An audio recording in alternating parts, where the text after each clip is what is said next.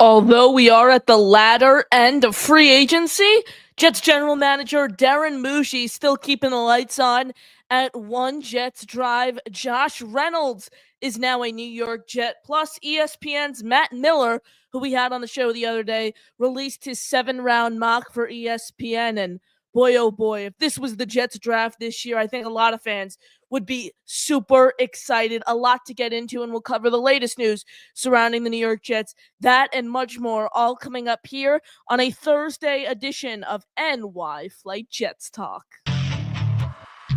Jets, Jets, let's go. Jets wide receiver Wesley Walker. Wesley, how you doing today? ESPN writer Mr. Rich Cimini, Jets reporter for The Athletic, Mr. Zach Rosenblatt, Hall of Famer and Jets legend, Mr. Marty Lyons. Your host, Connor Law. What is going on, everyone? Hello and welcome back here to another edition of NY Flight Jets Talk here on this Thursday, March 27th, 2025. I can't thank you guys all enough. I can't thank you all enough, really, all for tuning in. I appreciate all the support here on the program. As always, the free way to contribute to the show that helps us grow significantly. Smashing that like button and hit subscribe. So smash the like, hit subscribe on your way into the building. It helps other Jet fans know about what we're doing over here on the channel. Appreciate you tuning in with us. As always, smash the like, hit subscribe. Like I said, that is the free way to help us grow here on the show. Paid way helps us grow just as much. You can get into our membership raffle. Every $2.99 super chat or every gifted membership will get you a ticket into our membership raffle. The prizes we are giving away this month, and you guys only have a few more days to get into this, by the way, because we do end March's raffle on the 29th. So two more shows after today, 3 more shows counting today to get into our membership raffle. The prizes we're giving away this month include a Wayne Corbett signed jersey, a Darrelle Revis signed photo, Altoon signed photo, Keyshawn Johnson signed photo, Jericho Cotchery signed photo, a free item from our merch store, and a channel emoji. So make sure you get in on that if you haven't already. If you can gift, if you can super chat, that's also a great way to help us grow here on the program. If you have any questions for myself, you want to call into the show, you can throw all your questions in the chat. We can get to those, and then you can call into the show with the pinned comment at the top of the chat. Like, share, and subscribe, guys. Please, please, please. Really helps us grow here on YouTube. Nevertheless, though, let's dive into the main subject. When I made this title, I didn't expect there to be a Jets free agency signing today, so that's why it involves Matt Miller's mock draft, which, by the way, we're still going to get into, so we're still going to have some draft talk here on the show. But what I want to really focus on now is this free agent signing the Jets made today. It's Josh Reynolds. According to Ian Rappaport, he was first on the story. The Jets are signing Reynolds to a 1-year deal worth up to $5 million.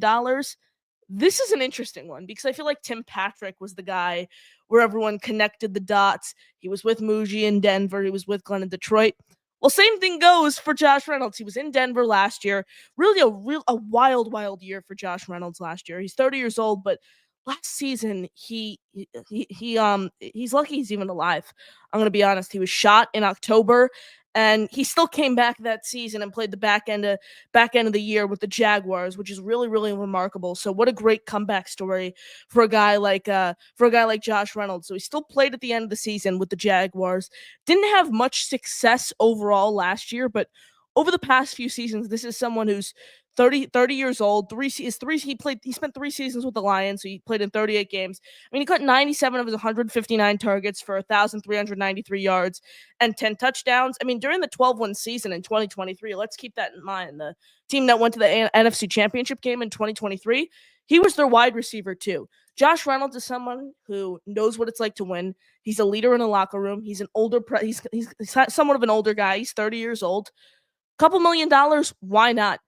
This team needed some help in the wide receiver room. I would take Josh Reynolds over Tyler Johnson. So I think this team, the Jets as a whole, and the wide receiver room especially, got better by signing Josh Reynolds today. So I'm a big fan of this signing. Like I said, crossed paths with Darren Muji last season in Denver, and then was with Aaron Glenn in Detroit for 3 seasons where he was a wide receiver too, just a couple years ago. Again, this isn't a guy who's going to get you 1,000 yards a season, 1,200 yards a season, but he's someone who could be productive when he's called on. I think that's what this team looks for. I would much rather pay a guy like Josh Reynolds a couple $1 million than give Amari Cooper, for example, 1 year, $16 million.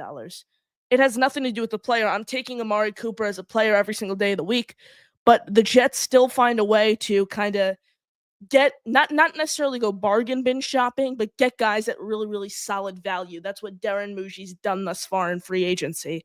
And I think signing Josh Reynolds is another great example of how Darren Muji's really trying to execute his strategy of not spending the house on a player particularly, but trying to get someone who can come in, who can be productive for your team, who can contribute, who can help fill a hole because wide receiver, it's still a hole, but it kind of puts somewhat of a band-aid on that wide receiver 4, wide receiver 3 spot. Doesn't feel now like the Jets are forced to keep Alan Lazard. But the bottom line for me here is you got better by this move. I mean, he's someone who's going to produce for you. I mean, last season it's tough to look at because, like I said, that fatal injury only appeared in 9 games with 2 starts, 13 receptions, 194 yards, and a touchdown. But for 2023 was a really, really solid year. If this Jets team could get what they get out of Josh Reynolds, what he did in 2023, that would be a massive win at this price. Started 13 games, hauled in 40 of his 64 targets, 608 yards, and 5 touchdowns. 5 touchdowns is what I really, really like there. Like Josh Reynolds is someone who is on the bigger side for a wide receiver at 6'3". Maybe he's the guy you can put in the red zone and run back shoulder fades with for Justin Fields, and he could be Fields' red zone target. I don't know. You can kind of plug and play with a guy like Reynolds and his different skill sets, which I really like. Plus, signing Reynolds, since he was actually released by the Jaguars, this doesn't affect the comp pick formula. Right now, the Jets are expected to have 2 comp picks next year, an extra 4th-round pick for losing Hassan Reddick, and a 7th-round pick for Tyler Conklin. So this doesn't for those who were so worried about, oh, the Jets got to stack up on those comp picks, this doesn't affect it by any means since he was released by Jacksonville. So overall, I think this is a really, really solid move for the New York Jets. Is he a legit wide receiver 2 on a football team? No. Is he a wide receiver 3 for you? Maybe. He's a wide receiver 3, wide receiver 4. That's who Josh Reynolds is at this stage of his career, and I'll take that on a 1-year deal worth up to $5 million. You get what you pay for in this league. So I don't hate this Josh Reynolds signing by any means. I think it's a really, really solid signing for this team. Appreciate you all tuning in. Smash the like, hit subscribe. Please, please, please, guys, throw your questions in the chat. You want to get in on the conversation. Please, everyone, throw your questions in the chat. We'll get to those. You can call into the show with the pinned comment if you want to get in on the conversation live on air and talk about our New York Jets. Now, let's get into this mock draft. What this title was really about, what the show was intended to fully be focused on. Obviously, we just touched on the Reynolds signing, but let's get into this. Let's get into this wonderful mock, by the way. Shout out to Matt Miller of ESPN, friend of the show. We had him on a couple days ago. Made a great Loveland. Made a great prediction about Colston Loveland. He thinks Colston Loveland should be the Jets pick in number 7, which is something we can get into perhaps a little later. But I'm going to start with this mock draft that he released today. So we're going to go by the Jets pick by pick and break it down. First round, this is someone, the guy he picked in the first round, who's Armand Membu, spoiler alert, tackle from Missouri. He told me on the show 2 days ago that he thinks that's who he thinks the Jets are going to select. He said he would select Colston Loveland if he was Darren Muji, but he thinks the Jets are going to select Armand Membu. I'm not going to spend too much time on this because I know a lot of people already have a stance on Armand Membu. If you've been watching the show, you know where I am. Armand Membu, heck of an athlete, 1,000% heck of an athlete. I don't think the overall value there at right tackle is worth it when you can get a legit wide receiver like Ted McMillan, a Swiss Army knife of a tight end, in Tyler Warren. Even like Mason Graham is my defensive tackle too for the Jets. I think Kenneth Grant would be a perfect scheme fit, a run stuffer. I would take him. Thing is, I just don't see the overall value with the right tackle position. Is that really worth taking with the number 7th overall pick? And then the other question I have for those who are all on Membu, what if he didn't have the combine he had? He's such a fast riser in this year's draft. You look at where he was on the consensus big board before the combine. People were talking about him as a 2nd-round pick, and then now the combine goes up. Boom, he might even go in the top 5 now. I think the combine measurables that he had really, really impact where people put him, and I don't think where he is right now. He's a solid football player. If let's say his measurables were average, he would be a 2nd-round pick this year. Probably a mid 2nd-round pick. I think a lot of people are putting too much stock into the combine, how he looked, compared to the overall production on the field. But my main point, that's just something else I've been thinking of. But my main point overall is I just don't think the overall value as a at right tackle is there at pick number 7. So Membu, I'm not gonna hate it because I understand where Darren Mushi and Aaron Glenn are coming from. I wouldn't riot. I would give it a C if the Jets made that pick. I mean, it also depends who's on the board. Tyler Warren, I think we all know, is going to be on the board. Overall, it's going to, if Tet's on the board, it's going to depend who's on the board for me. But if the guys who I think are going to be available at 7 are available at 7 on draft night, and the Jets do select Armand Membu, I would give it a C. So that was the first round pick that ESPN's Matt Miller made in his mock draft, 7-round mock. Highly recommend checking it out if you have ESPN Plus. Matt, one of the best draft analysts in the business. Now, keeping it going in the second round, he had the Jets addressing the massive hole on the interior of their defensive line by drafting Tyleik Williams in the second round. Tyleik Williams, if you've been listening to the show, is a guy I've been talking about for a super, super long time as a second-round target. Really, really big, 6'3", 327 pounds, just turned 22 years old. Tyleik Williams in the second round would make me really, really happy. This is someone who you could play right next to Quinnen. I mean, he's going to be a nose tackle at this next level. You could put him right next to Quinnen. They don't have too much of a similar skill set to the sense where you can make it work. Very, very powerful. I mean, he could play. This is something else. This is what I look for overall. Like, for example, Mason Graham is someone who I think he's too similar to the way Quinnen plays. You can only play him in 3 tech. That's the problem. That's why I don't particularly want Mason Graham with the 7th overall pick. Tyleik Williams is super, super versatile. You could play him anywhere. You could play him in nose tackle. You could play him in 3 tech. That's what I like. I want versatility when it comes to putting someone next to Quinnen Williams. And you could get that in the second round with Tyleik Williams. Really, really solid stack and shed ability. An overall great athlete. Really like the way he moves for his size. If you ever wanted to see a really, really productive interior defensive lineman, just turn on some Tyleik Williams tape. Seriously. He was very, very productive over the course of his career with the Ohio State Buckeyes. So Tyleik Williams in the second round is a pick I'd certainly be on board with. So Tyleik, I would probably give an A- if the Jets made that selection in the second round. And then in the first round, Armand Membu, you guys heard it earlier, I would give it a C for the reasons I listed out. Now, let's keep it going in his mock. Next player, he had the Jets, Next player, he had the Jets selecting Jalen Reed, safety out of Penn State.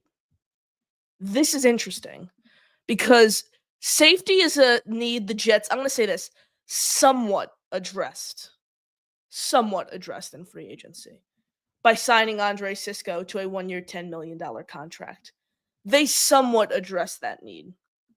I don't think they fully addressed it because Andre Cisco is someone who's 25 years old, coming off somewhat of a down season. I don't want to rely on him and Tony Adams to completely spearhead this safety room. So I'm happy that he went with the Jets selecting a safety here, but someone I would have much rather preferred than Jalen Reed is Kevin Winston. Kevin Winston from Penn State also plays at Penn State. Another really, really productive safety. I would have gone with Winston here, but I wouldn't hate this Reed pick. I like his size overall, 6 foot, 211 pounds. You could play him at nickel safety. You could play him in man. I would have much rather gone with Winston. That's my thing. Like, I have nothing against Reed. He's a high football IQ, could play on special teams, like his acceleration on tackles, able to finish, get downhill, stop the run. All things you look for in an Aaron Glenn type football player. Thing is, Winston was more productive at Penn State. He was more of a ball hawker. Again, I have nothing against Reed as a player, but considering the options available on the board, I would give this pick a C. I just think there were better options to address the safety position than Jalen Reed, and you ultimately picked Reed. So I'd give it a C. Average. Not gonna go crazy over selecting a safety in the third round. Not gonna, be excited. C, middle of the road. Jalen Reed doesn't particularly move the needle for me. So I'd give it C, because that's C stands for middle of the road. Doesn't move the needle for me. It's just meh. It's all right. The next pick, though, is a pick that I do really, really, really like. This one I'm gonna give an A minus as well, similar to my Tyreek Williams, how much I like him, and it also addressed a glaring need. Tight end Gunnar Helm from Texas. This is a pick I really, really like. I like his size overall. 6'5", 250. Big tight end who's going to be a receiver for you. Very, very balanced. Great body control. Yak machine.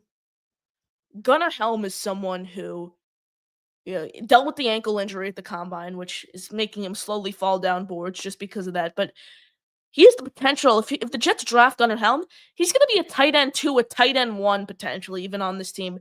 The way you look at it, with Jeremy Ruckert and Stone Smart as this team's 2 tight ends. By the way, both those guys haven't combined for 650 receiving yards over the past 3 seasons, which is absolutely horrific.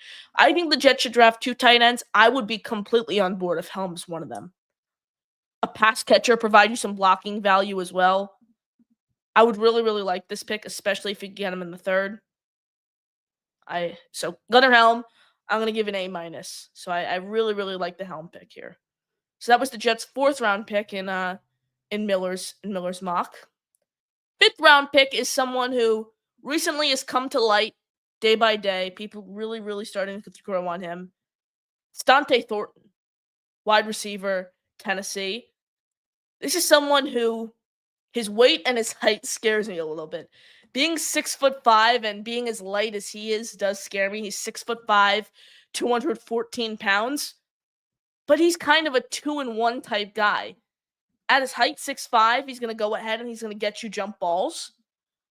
And then with his lightning speed, he's going to be able to beat you on certain routes. I really, really like Dante Thornton. Like his ability to separate, the way he goes downfield. I'm really, really big on Dante Thornton. 5th round, I wouldn't hate that at all.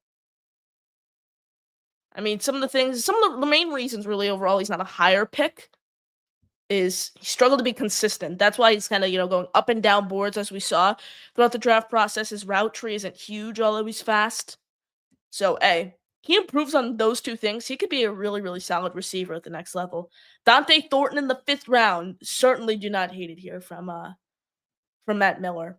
Next one is a pick I have not seen in a lot of mock drafts, and it comes in the 6th round. This quarterback, I don't know if a lot of people are familiar with, has been in college for feels like a relatively long time, although he's only 24 years old. Max Brosmer, quarterback out of Minnesota.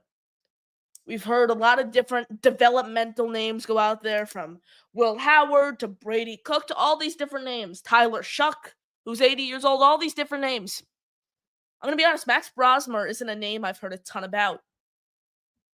I mean, coming out of high school, it's crazy. Coming out of high school, he was a 0-star recruit.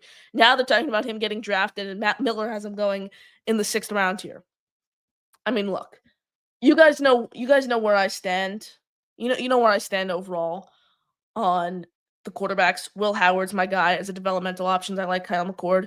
Max Brosmer, I don't like. I don't like Max Brosmer overall. He's small. His frame overall smaller than ideal frame for someone who, let me reword this. He's not small. He's 6'2", 225. His style of play, though, with limited mobility, I want him to be bigger. 6'2", 225 with no mobility. Boom, does not move the needle for me. Can't make plays off script. Can't improvise. Strike 2. Arm strength isn't great. No mobility. Boom, strike 3. Limited mobility, smaller than ideal frame for someone who can't run. Can't make plays off script. Can't get in and out in the pocket. 3 strikes, you're out. No thank you on Max Brosmer. I take my developmental quarterback seriously here. This is a D- if the Jets make this pick. You're selecting a 24-year-old who struggled at the college level, playing with people at times who are 6 years younger than him. No thank you on Max Brosmer. I would take Brady Cook over Missouri, who's going to be there in the 5th round over him. Kyle McCord might be there in the 5th round. Will Howard might be there in the 5th round. Jalen Milroe might be there in the 5th round. I'm taking all those guys in a heartbeat before I take Max Brosmer. I think Max Brosmer is an undrafted free agent. I think that's who he is overall. No thank you on Brosmer for the Jets. So I'm staying away from Max Brosmer. I would give that a D- if the Jets went ahead and made that pick. That's where I am on the Brosmer pick. Next up, is an interesting one. It's a linebacker, and he comes from Notre Dame. Jack Kaiser, baby. I know this is a name a lot of people have been talking about, a lot of people in the chat. I like Jack Kaiser. This is a team that the Jets that might not extend Quincy Williams. They lost CJ Mosley. They extended Jamie Joe, blah, blah, blah. Bottom line, you need help at the linebacker position. I think you can kind of get that with Jack Kaiser in one of the later rounds. 6'2, 231. Like his burst, like his speed. Great accelerating downhill, stopping the run. Solid pass rusher. I like Jack Kaiser. I would not hate this pick by any means if the Jets made it in the fifth round. Let me just make sure I have that right. In the fifth round, where Matt Miller has the Jets making this pick, I'd give it a B plus for Ryan Glenn and Darren Mushi. I mean, sixth round, excuse me. You address somewhat of a need at the linebacker position, and you could get good value for someone who's just in a national championship. I don't mind this at all. So I would not hate the pick and selecting a guy like Kaiser. I'm giving it a B plus, like I said. That's the mock draft. That's the selections that Matt Miller made in his great 7-round mock. I highly recommend you checking that out. Please show support to Matt. Great draft analyst. So appreciate you all tuning in. Smash the like, hit subscribe. You got any questions? Throw them in the chat. You can call into the show with the pinned comment at the top of the chat. Super chats come up immediately. Super chats, memberships get you into our membership raffle. Paid way to help us grow, but the free way just as much, guys. Like, share, and subscribe, guys. Please. It's completely free and it helps us grow significantly here on the program. Like I said, keep the questions coming. Call into the show with the pinned comment at the top of the chat. Yer says, first off, appreciate you tuning in. So Connor, what are you thinking? Wide receiver 2 in the draft. I've been in the boat of Tet McMillan the whole time. Tet McMillan is my guy in round 1. I really like Tet. If you can't get Tet, Jaden Higgins from Iowa. Iowa State, excuse me. In the second round is someone I really like. You can line him up in the slot, line him up on the outside, can play wide. Bigger body type guy, can get you contested catches. Higgins is where I would look after the first round if you can't get Tet. Zachary says also Reynolds is a 2.75 deal up to $5 million, so it wouldn't mess with the comp picks. The reason they didn't get a comp pick, the reason it didn't mess with the comp picks, Zachary, is because he was cut by the Jaguars. Jack, appreciate you tuning in. I get we need to tackle, but you cannot pass up on a 4-1 package like Tyler Warren. I disagree with that, Jack. Wait, Jack, can you call in? I want to chop it up with you and hear about Warren. Jack, if you can, call in with the pinned comment. I want to talk to you about Warren. Hop on if you can, Jack. Pinned comment. King Jamie says Williams is a heck of a good tackle. He's a great tackle, King Jamie, but look at who was playing opposite next to him last year. That's why the Jets couldn't get anything going in the middle. They couldn't clog up the middle. They couldn't stop the run. It was a combination of Javon Kinlaw and Solomon Thomas and Leonard Taylor III, who was great for an undrafted free agent. I love LT3. But I mean, come on. You got to put a viable NFL option next to Quinn Williams. You can't expect him to produce and unlock the next level of his game with guys like Solomon Thomas and Javon Kinlaw playing next to him. So that's where I am right now. Jack says I'm blocked for the studio for some reason. No, you're not. Try refreshing. Checking the ban list right now. I don't have anyone banned in my studio. So refresh your browser. It might be something. StreamYard's been wacky all day. Try refreshing, Jack, and you can hop back on. Yeah, StreamYard's been wacky on all the Jet shows today. So try refreshing, exit the link, come back, and hop on. It should be good now. Appreciate it. So yeah, you need Quinnen is a great player, King Jamie. Don't get me wrong. I love Quinnen Williams. He's one of my favorite Jets. You need someone to play opposite though to really get his game to the next level. Comes back and says you guys need a new safety to train up. If he pays off, he could save a lot of cap next season. I want 2 safeties in this year's draft. I wouldn't hate that at all. Wouldn't hate 2 safeties by any means. So I'm open to that. 1,000%. Keep the questions coming, guys. Appreciate that. Call into the show with the pinned comment. Membership, super chat is also a great way to contribute. Smash the like. Hit subscribe. Like I said, keep the questions coming. We'll get to those. Let's go over to the phone lines. Jack, What's What's up? up, Connor? How you doing, bro? Jack, I'm doing well. I want to talk So to you you about said you wanted me to call in about Warren, right? Yeah, what do you mean 5-1? What do you mean Four, 5-1? 4-1. I said. So what I mean by that, I mean he can catch. Obviously, he's a tight end. He can run well. He can even throw. He can block well. I think if you have all those aspects in a player, I wouldn't see why you pass up on that. Right? I feel like he is the best tight end in this draft by far. I don't think it's even close to Loveland, right? And or Mm. Arroyo. I just think like if you have a guy like that, you have to take the opportunity, right? Because the Membu's really. Right, he's just an O lineman. He's not. He can't catch. He can't run. He can't do all this stuff. Especially if the Jets need a weapon, right? You don't even need to get a receiver, to have that guy be your pass catcher too. If you could just get Warren, bingo, you could already have your pass catcher too behind Garrett Wilson. He doesn't even have to be a receiver. Yeah, you could also run with him. Get him a little offensive package in there. Run him up the middle. Bingo, you got yourself an easy at least 5-6 yards. He can block well. Have you ever seen his tape? He can drive guys 15 yards down the field, no problem, and he can also throw. I just think that you can't pass up on a guy like that. Look, Jack, I like Warren, but this is what I'll say. With the 5, it's a 2-in-1 package with Tyler Warren. Anyone can run the ball on a gadget play. Anyone can throw the ball on a gadget play. Alan Lazard threw a pass last season. I mean, are we going to consider him a 3-in-1 package in the sense he could block? No, He can't even catch. But I just bro, think at the that's same special time, though with him though, because I feel like it's not that common. Harold Fadden has the same thing though. Here's my thing with Warren. What do you like about him so much? To the fact, why wasn't he able to do this his first 4 college seasons, and why did he just break out this past year? I'm not sure. That's maybe it's because change in they didn't have any change in coaching, right? Did they? They didn't have any change in coaching or anything. All No. right, so maybe he just improved. Maybe he just got more of a maybe they used him more. I'm that's my guess, Same right? Like, usage though. He couldn't find his way open the first 4 seasons, and now he well, he all of a did last sudden season. breaks out. I just like what I saw of him last season. I'd rather take what I saw of him last season than 2 seasons ago. I'd rather judge a player based off of that. Yeah, but you can't You forget know? about the past. That's the thing. Like, No, if of for course you can. example, like I'm you just can't saying. you can't just look at a guy off his past season. I actually don't even I think Loveland is up there. Hmm. If Loveland didn't have a shoulder injury, he would be my tight end 1 right now. Really? All right. Yeah, Fannin Jr. is is pretty much neck and neck with Hmm. Warren from Now, production. you said for a safety, you'd be interested in drafting at least 2. Would you think Malachi Starks could fall to us at 42 or no shot? No way. He's going to the Dolphins at 14. Yeah, yeah. All right. What about? Let's see. I feel like I had another person. Oh yeah. Do you think? So Jihad? Would you say Jihad Campbell or Jalen Walker's your linebacker 1 in this draft, or it could Probably. be Are you anybody are you else? talking like off the edge or legit linebacker? Legit linebacker. Jihad Campbell. Yeah. So is he first round for you? He's probably I have a top 10 grade on him. I should probably check that. I think he's going in the top 20.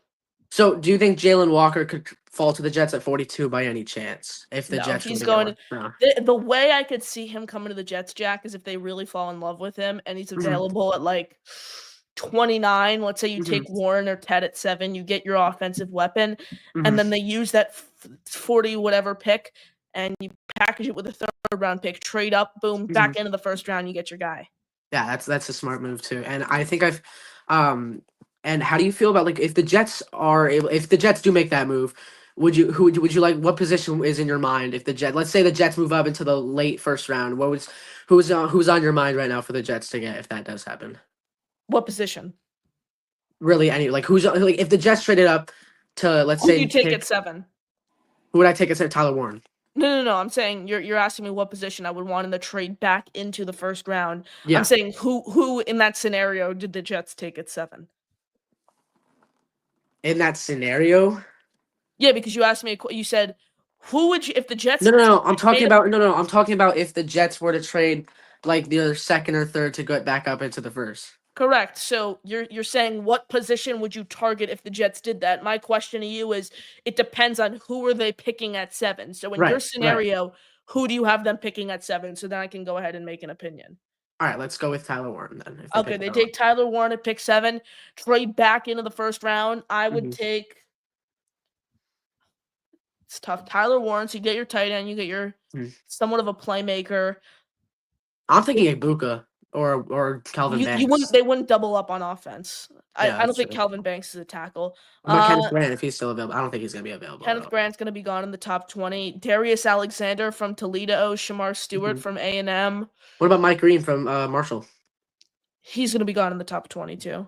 You think He's so? also more of he's an edge guy too. Reminds me Mhm. a lot of Bryce Huff, like a faster guy who's just more explosive than Bryce Right. Huff off the edge. I'd be open to all those guys. I wouldn't even hate Green at 10. I mean Right. 7. Yeah. I Yeah. wouldn't even hate that. Yeah, for sure. Yeah. All right. Well, thanks, Connor, for having me on, bro. Appreciate it. Peace out, Jack. All right, later, Connor. Peace. I got Jack checking in here on the show. Great call as always. I'm going to stay on here a little longer, answer some of your questions here before we wrap. But before we get back to the questions, we got one more caller on the line. The Beast is up next here on the show. Beast, how you doing? Well, how you feeling there, Connor? I'm doing well, Beast. How are you?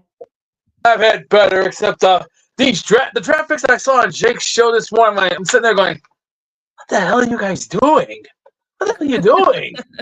It's like, my God. I've said this several times. 11.50 billion is what we're going to have to spend. That's what we're going to have to spend. We have no choice. It's called we're shoved into a damn corner and we don't know how to get out. I know how to get out. Take 10.50 billion and go spend it. It's not this difficult. It's like Jesus.